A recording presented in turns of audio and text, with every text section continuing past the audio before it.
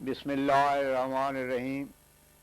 मलफूजात हज़रत मसीह मऊद 15 अक्टूबर सन 1902 सुबह की सैर।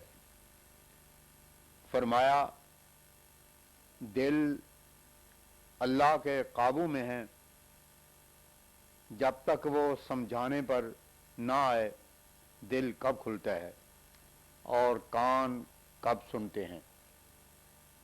मिन जुमला इस्लाम की बेहतरी के निशानों में से एक ये भी है कि बड़े आदमी दीदार हो जाएं, और ये वक्त पर मुक़द्दर है।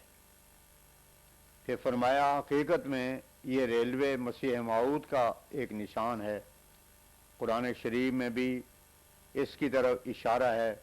व इज़ला इशारो तिलत सूरह तकवीर आयत 5। फरमाया, दीदारी तो तक़वा के साथ होती है। ये लोग अगर गौर करें तो साफ मालूम होता है कलियतरकुन्नल क़िलास में रेल की तरफ इशारा है, क्योंकि अगर इससे रेल मुराद नहीं तो फिर उनका फ़र्ज़ है कि वो हादसा बताएं कि जिससे ऊँट तरक किए जाएंगे। पहली किताबों में भी इशारा है कि उस वक्त आमद व रफ्त सहल हो जाएगी। असल तो यह है कि इस कदर निशानात पूरे हो चुके हैं कि ये लोग इस मैदान से भाग ही गए हैं। जैसे कसूफ खसूफ रमज़ान में क्या इस तरीक़ पर नहीं हुआ जैसा कि मेहदी की आयात के लिए मुकर्रर था। इसी तरह इब्तदाई आफरीनत से ऐसी सवारी भी नहीं निकली है। अलामात दलालत करती हैं कि मसीह मऊद पैदा हो गया है। अगर ये लोग हमको नहीं मानते तो फिर किसी और की तलाश करें और बताएं कि कौन है, क्योंकि जो निशानात उसके मुकर्रर किए गए थे वो तो सब के सब पूरे हो गए। मौलवी मोहम्मद हुसैन और सदीक हसन ने लिखा है कि मेहदी की हदीसें मजरूह हैं। मेहदी और मसीह गोया एक शेर के दो मिसरे हैं। जब एक मिसरा टूट गया तो फिर दूसरा वजन पूरा करने के लिए क्यों कर सही हो सकता है। उनके लिए बड़ी मुश्किलात हैं। आदतुल्लाह इसी तरह पर जारी है कि जब कोई बात उसकी तरफ से पैदा होती है तो लोग उसको ताज्जुब अंगेज ही समझते हैं। यहूदी अपने ख्याल में इंतज़ार ही करते रहे और आने वाला मसीह और वह नबी गुजर भी गए। ताज्जुब की बात है कि हमारे मुखालिफों के हाथ में मसीह की हयात के मुतालिक क्या है जिससे उनको पूरी तसल्ली मिलती है। शाहजहानपुर से आने वाले एक साहब ने हज़रत अक़दस की खिदमत में अर्ज़ किया कि 100 साला पेशगोई से क्या मुराद है। इस पर हज़रत अक़दस ने फरमाया, इन 3 साल के अंदर बहुत सी पेशगोइयाँ पूरी हो चुकी हैं, वो सब इसी के मातहत हैं। और फिर ये ताउन वाली अजीमुश्शान पेशगोई है जिसके ज़रिया करीबन 10,000 लोग इस सिलसिले में दाखिल हुए और अभी 2.5 महीने बाकी हैं। अल्लाह ताला चाहे तो और कोई ख़ास अजीमुश्शान निशान भी दिखावे जो इनसे बढ़कर हो। पैगम्बर खुदा सल्लल्लाहु अलैहि वसल्लम से बड़े बड़े मोजज़ात ज़ाहिर होते रहे, लेकिन मुखालिफ यही कहते रहे, फलियातना बिआयतिन कमा उरसिलल अव्वलून अल-अंबिया आयत 6। ये किताब जो अब लिखी जा रही है हर किस्म के मोजज़ात का मजमूआ है। इस्तिजाबत दुआ का नमूना इसमें मौजूद है। ख़वारिक और पेशगोइयों का यह मजमूआ है। कोई गौर करके देखे कि क्या ताउन हमने खुद बना लिया है और फिर एजाजुल मसीह कोई छोटा निशान है। मानाऊ माने मिनस समा भी इसी के साथ है। अलीगढ़ के एक तालिब इल्म ने अपनी हालत का जिक्र किया कि नमाज में सुस्ती हो जाती है, और मेरे हम मजलिसों ने इस पर एतराज़ किया और उनके एतराज़ ने मुझे बहुत कुछ मुतासर किया है। इसलिए हजूर कोई इलाज इस सुस्ती का बताएं। हजूर ने फरमाया, जब तक खौफ इलाही दिल पर तारी ना हो गुनाह दूर नहीं हो सकता। और फिर यह भी ज़रूरी है कि जहाँ तक मौका मिले मुलाकात करते रहो। हम तो अपनी जमात को कब्र के सर पर रखना चाहते हैं कि कब्र हर वक्त मद्देनज़र हो, लेकिन जो इस वक्त नहीं समझेगा वो आखिर खुदा ताला के क़हरी निशान से समझेगा।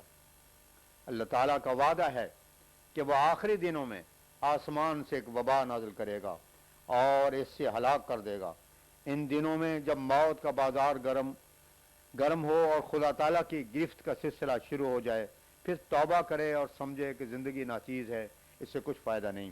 توبہ اور خدا تعالیٰ سے خوف اس وقت مفید ہوتا ہے جب کہ خدا کا عذاب نہ آ گیا ہو۔ خدا تعالیٰ سے دور تر وہ ہے جو آنکھ کا اندھا اور دل کا سخت ہو۔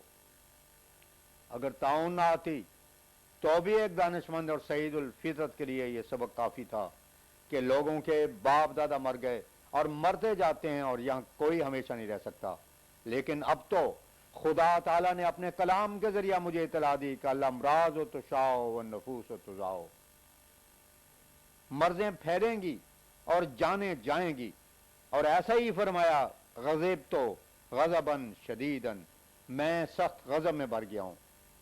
یاد رکھو یہ ساری باتیں ہونے والی ہیں اور ان کے آثار تم دیکھتے ہو، پس لازم ہے کہ انسان ایسی حالت بنائے رکھے کہ فرشتے بھی اس سے مصافحہ کریں۔ ہماری بیعت سے تو یہ رنگ آنا چاہیے کہ خدا تعالیٰ کی ہیبت اور جلال دل پر طاری رہے جس سے گناہ دور ہو۔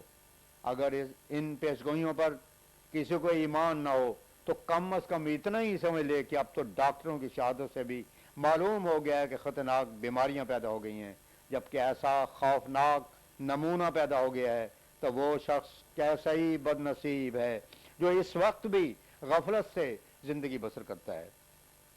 اس بات پر تمام کتابوں کا اتفاق ہے اور سب لوگ مانتے ہیں کہ آخری دنوں میں طاعون آئے گی۔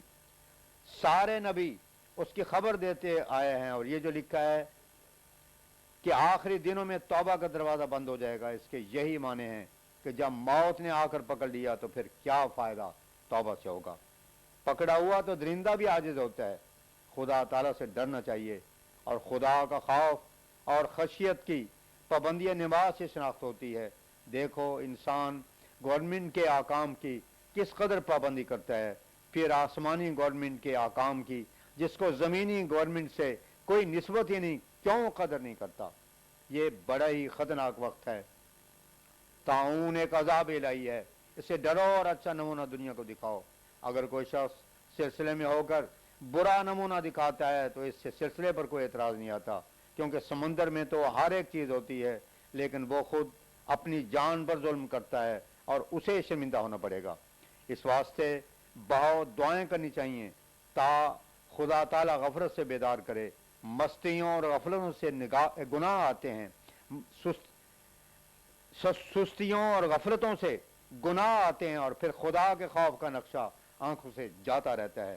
پس وہی سعید سعادت کے دامن کے اندر ہے جو اس خطرناک وقت میں ٹھٹھے کرنے والوں کے مجلس میں نہ بیٹھے اور خدا سے تنہائی میں دعائیں کرے اور اس سے ڈرے کہ ایسا نہ ہو رات کو یا دن کے کسی حصے میں اس کا عذاب آ جائے۔ پھر اسی نوجوان نے دوبارہ عرض کیا کہ انہوں نے یہ سوال بھی مجھ سے کیا ہے کہ قرآن شریف تو محرم مبدل نہیں ہوا، پھر کسی کے آنے کی کیا ضرورت ہے۔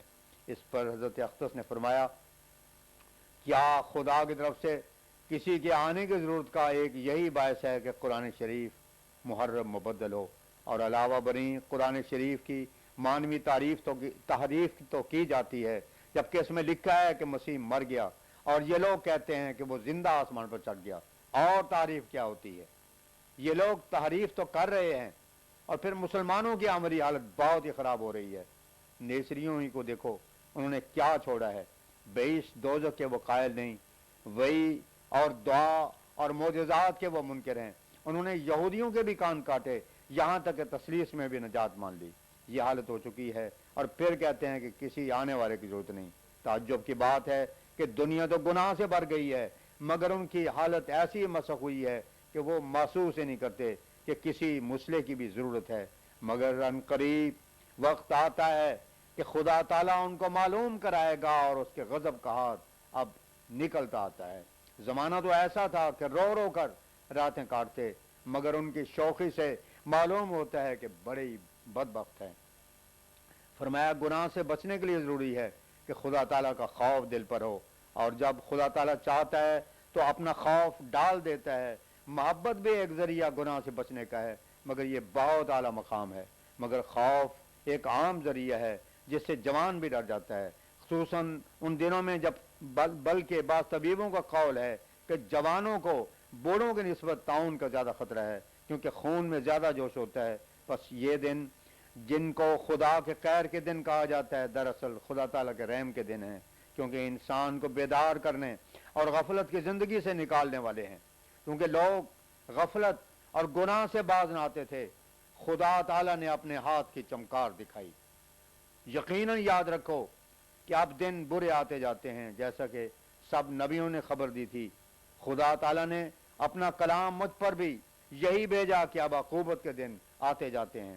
جو اس وقت دعا کرے گا اور زور لگائے گا کہ نمازوں میں اس کو رونا آئے اور اس کا دل نرم ہو جائے، اللہ تعالیٰ اس پر رحم کرے گا۔ جب شدت عذاب ہو اور اس وقت ڈرنے لگتا ہے تو پھر شریر اور حق شناس میں کیا فرق ہوا؟ غرض اس وقت کے تعلقات جو خدا تعالیٰ سے قائم کرو گے وہ کام آئیں گے۔